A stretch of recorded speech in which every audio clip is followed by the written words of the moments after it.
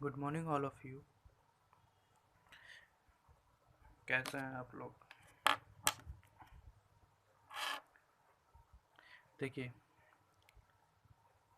पिछले जियो मीटिंग में हम लोगों ने डिस्कस किया था कि आपके साथ कौन सा सब्जेक्ट डील करना है। ठीक है, तो वो सब्जेक्ट है प्रोडक्शन मैनेजमेंट। अब रही बात, हम लोगों ने इसमें क्या क्या डील किया था, क्या क्या बात की थी कि प्रोडक्शन मैनेजमेंट होता क्या है। ठीक है, एक इस सब्जेक्ट में क्या क्या सिलेबस है, आपको किन किन बातों का ध्यान रखना है, क्या पढ़ना है। ठीक है, ये सारी चीज़ें हम आज डिस्कस करेंगे। ठीक है, सिंपली हम लोगों ने उस दिन ये देखा था कि प्रोडक्शन की डेफिनेशन क्या होती है, मैनेजमेंट की डेफिनेशन क्या होती है, और जब हम इन दोनों को मर्ज कर देते हैं, दिस मीन्स प्रोडक्शन मैनेजमेंट, इसकी डेफिनेशन क्या होती है, इसका क्या काम होता है, किस इंडस्ट्री के लेवल पे प्रोडक्शन मैनेजर का क्या उत्तरदायित्व होता है, क्या रिस्पॉन्सिबिलिटी होती है, क्या अकाउंटेबिलिटी होती है। ठीक है, ये सब के बारे में हम लोगों ने कुछ हल्का फुल्का डिस्कस किया था। ठीक है, आज हम लोग थोड़ा इसके सिलेबस को देखेंगे, टेबल ऑफ कंटेंट को देखेंगे कि हमें इसके भीतर क्या पढ़ना है। ठीक है, हमें किन किन बिंदुओं को पढ़ना है, ये सब सारी चीज़ों को देखेंगे। ठीक है, तो ये रही आपकी किताब प्रोडक्शन मैनेजमेंट। और जैसा कि हमने बताया था कि एक प्रोडक्शन मैनेजर का क्या दायित्व होता है, क्या जिम्मेदारी होती है एक औद्योगिक इकाई के भीतर, एक इंडस्ट्री के भीतर। ठीक है, तो हम लोगों ने क्या देखा था कि एक प्रोडक्शन मैनेजर जो होता है वो एक इंडस्ट्री के भीतर होने वाली सारी गतिविधियों पर नज़र रखता है।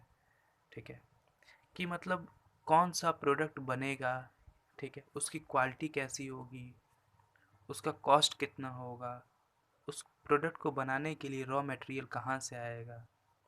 ठीक है, उसका रख रखाव कैसे होगा, उसकी इन्वेंट्री कहाँ होगी, उस प्रोडक्ट को बनाने के लिए उसे किन किन मशीनों से होके गुजारना पड़ेगा। ठीक है, वो भी सब तय करता है मैनेजर। ठीक है, उस प्रोडक्ट के रिक्वायरमेंट के अकॉर्डिंग ये सारी चीज़ों को तय किया जाता है, शेड्यूल किया जाता है। ठीक है, कि सबसे पहले किस मशीन पे ऑपरेट होगा, उसके बाद किस मशीन पे ऑपरेट होगा, उसके बाद किस मशीन पे ऑपरेट होगा।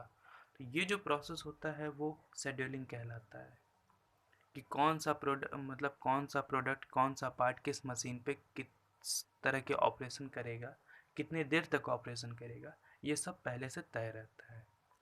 और एक मैनेजर जो होता है वो इन सारी चीज़ों को देखता है, सुपरविज़न करता है। ठीक है, कंट्रोल करता है शॉप फ्लोर को।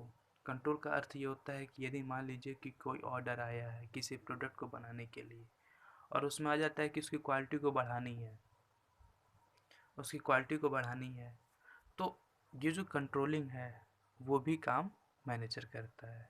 ठीक है, और इसमें आप सब भी हिस्सेदार होते हैं। उसमें जो काम करने वाले जो नियोक्ता होते हैं, जो कर्मचारी होते हैं, उसमें इन लोगों की भी भूमिकाएं होती हैं। ठीक है, क्योंकि इनके बगैर तो कुछ होना नहीं है, तो इन लोगों की भी भूमिकाएं बढ़ जाती हैं। अब आते हैं इसके सिलेबस पे। तो सबसे पहला जो पॉइंट है आप देखेंगे, प्रोडक्शन प्लानिंग एंड कंट्रोल। ठीक है, पीपीसी। इसमें इंट्रोडक्शन है, objectives and factor affecting PPC, functions, types of production system. ठीक है, production control, break even analysis and Gantt chart. ठीक है, तो production planning and control, production planning and control क्या होता है कि प्रोडक्शन की प्लानिंग करना है। कोई भी चीज़ हम बनाएंगे तो सबसे पहले हम प्लान करते हैं कि उसे कैसे कैसे बनाना है, उसका डायमेंशन क्या होगा, उसकी बीमाएँ क्या होंगी, उसकी क्वालिटी क्या होगी, उसका कॉस्ट कितना होगा, ये सब हम प्लान करते हैं। और उसकी कंट्रोलिंग, तो ये सारी चीज़ें हम लोग इस पहले चैप्टर के भीतर देखेंगे। उसके बाद आता है अगला, इंस्पेक्शन एंड क्वालिटी कंट्रोल। ठीक है, अब प्रोडक्ट जब बनता है तो उसी दौरान उसकी इंस्पेक्शन भी की जाती है, उसकी क्वालिटी को चेक किया जाता है, कहीं वो जो प्रोडक्ट हमारा बनता जा रहा है, कहीं वो उसमें कोई फॉल्ट तो नहीं है, कोई उसमें एरर तो नहीं है। इसके साथ साथ जो हमारी क्वालिटी चाहिए, जो हमें क्वालिटी अचीव करनी है, वो क्वालिटी हम पा रहे हैं या नहीं पा रहे हैं। ठीक है। तो इन सारी चीज़ों को हम देखते हैं। इन सारी चीज़ों को जो देखने की प्रक्रिया होती है वो इंस्पेक्शन कहलाती है, निरीक्षण कहलाती है। इंट्रोडक्शन, नीड एंड इम्पोर्टेंस, इसकी क्या ज़रूरत होती है, इसकी क्या आवश्यकता है, इसका क्या महत्व है। टाइप्स ऑफ इन्फेक्शन, ठीक है, निरीक्षण के प्रकार कि हमें किस किस किस प्रकार से हमें निरीक्षण करना होता है, ये कितने टाइप्स के होते हैं ये देखेंगे, ठीक है। अगला है role of operator and inspector in inspection, ठीक है। एक ऑपरेटर की क्या भूमिका होती है, साथ साथ एक निरीक्षक की क्या भूमिका होती है वो देखेंगे। Quality control, introduction, factor affecting the product quality, ये सब सारी चीज़ें। क्वालिटी एश्योरेंस, कंट्रोल चार्ट, ठीक है। Concept of ISO 9000, ISO 14000 and TQM। आप लोगों ने किसी प्रोडक्ट पे देखा होगा ISO 9000 लिखा होता है, इस तरह के कोड इस्तेमाल किए जाते हैं। तो इस कोड का क्या अर्थ होता है, ये हमसे क्या कहना चाहते हैं, ठीक है। इस कोडिंग को अगर हम डिकोड करें तो हमें क्या मिलेगा, इन सारी पहलुओं पे हम बात करेंगे धीरे धीरे। उसके बाद आता है कॉस्ट एस्टिमेशन। इसमें हम देखेंगे कि definition and function of the cost estimation, ठीक है। इसकी क्या परिभाषा होती है, इसके क्या कार्य होते हैं। इसके साथ साथ हम देखेंगे आगे एस्टिमेशन प्रोसीजर, ठीक है, कि एस्टिमेशन करने का हमारे पास क्या प्रक्रिया होती है, क्या प्रोसीजर होता है वो देखेंगे। साथ ही साथ element of cost, ladder of cost, ये सारी चीज़ें कॉस्ट एस्टिमेशन से संबंधित अलग अलग पहलुओं पे बात करेंगे। इसके बाद आता है रिपेयर एंड मेंटेनेंस। अगर कोई प्रोडक्ट लंबे समय से मार्केट में कस्टमर के हाथ में है तो उसे समय समय पर रिपेयरिंग की और मेंटेनेंस की आवश्यकता पड़ती है, ठीक है, ताकि हमारा प्रोडक्ट जो है वो और लंबे समय तक काम कर सके, अपना फंक्शन कर सके। तो उसमें हम देखेंगे objective and importance of maintenance, इसके क्या उद्देश्य और इसकी क्या महत्वता है उस पर बात करेंगे। डिफरेंट टाइप्स ऑफ मेंटेनेंस, अलग अलग प्रकार के मेंटेनेंस होते हैं, ठीक है। Corrective, breakdown, schedule, preventive, predictive, इन सारी चीज़ों को हम देखेंगे। नेचर ऑफ मेंटेनेंस प्रॉब्लम, ठीक है, मेंटेनेंस के समय जो जो प्रॉब्लम्स उत्पन्न होती है उस पर हम बात करेंगे। रेंज ऑफ मेंटेनेंस प्रॉब्लम, ठीक है, उसका क्या रेंज है, उसका क्या दायरा है वो देखेंगे। इसके बाद हम देखेंगे अगला चैप्टर है labour legislation and pollution control act, ठीक है। अब किसी भी इंडस्ट्री में किसी भी प्रोडक्ट को बनाने के लिए लेबर की आवश्यकता होगी ही होगी, ठीक है, जहाँ पे वो लेबर अपना काम कर सकेंगे। और काम करने के दौरान फैक्ट्रियाँ चलेंगी, मशीनें चलेंगी, ठीक है, और मशीनें ऑपरेट होंगी डीजल और पेट्रोल से।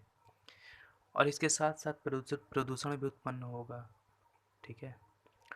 तो यह जो प्रदूषण है या फिर एक इंडस्ट्री से निकलने वाला जो वेस्ट मटेरियल है, वो पानी के फॉर्म में भी हो सकता है, वो गैस के फॉर्म में भी हो सकता है, वो किसी भी फॉर्म में हो सकता है।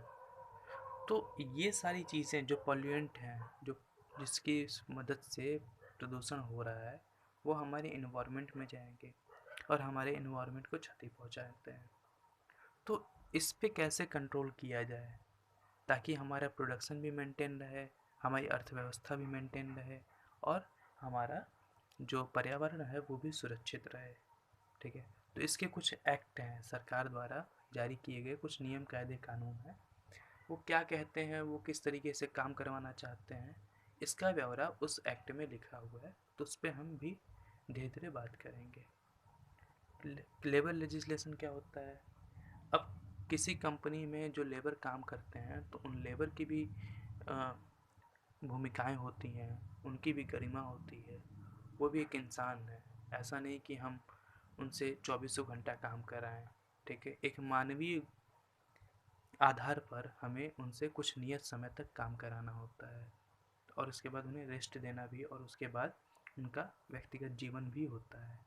तो हमें इन सारे पहलुओं पर ध्यान देना है और इस पे बात करनी है। इसके लिए फैक्ट्री एक्ट निकाला गया कि ये एक फैक्ट्री में कौन कौन से नियम कायदे होने चाहिए, कर्मचारी के लिए, लेबर के लिए, मैनेजर के लिए, सारी चीज़ों के लिए, उसका ब्यौरा इसमें लिखा हुआ है। तो इन सारी चीज़ों को हम देखेंगे, ठीक है। तो ये रहा आपका syllabus. Introduction, production planning and control, inspection and quality control, cost estimation, repair and maintenance, labour legislation and pollution control. ये आपका सिलेबस है, ठीक है। इसको आप देखिए। इसके आगे के वीडियो में अब पहला चैप्टर से स्टार्ट किया जाएगा, ठीक है।